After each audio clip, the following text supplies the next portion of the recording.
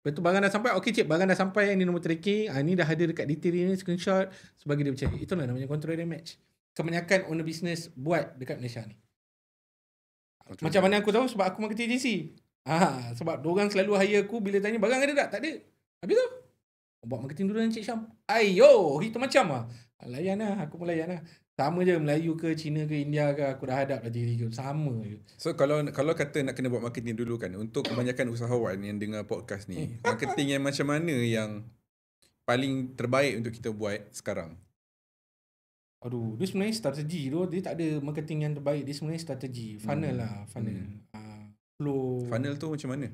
Okay, macam mana? Aduh, tak nak share tu. Ramai orang tahu strategi aku nanti. Aku bagi basic je kan. Basic boleh? Ceritalah secara general. Aduh, kau ni. Dia macam kau idea aku.